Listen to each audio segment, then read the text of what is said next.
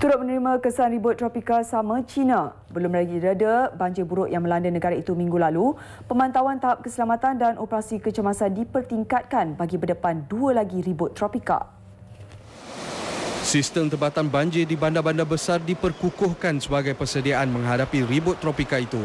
Jabatan Meteorologi China memaklumkan ribut tropika Saola kini berada kira-kira 620 km di tenggara Taiwan dengan kelajuan angin 90 km sejam. Manakala Demre pula berada kira-kira 1,220 km tenggara Tokyo. Dalam pada itu, hujan lebat berlarutan di wilayah Jilin menyebabkan paras air meningkat. Keadaan memaksa hampir 3,000 penduduk dipindahkan dengan bantuan tentera dan polis. Turut mengalami nasib sama ratusan penduduk di wilayah Yunnan. Hujan lebat menyebabkan 325 kediaman penduduk ditenggelami air. Selain jalan raya, banjir turut mengakibatkan kerosakan jambatan di daerah Menghai. Berikutan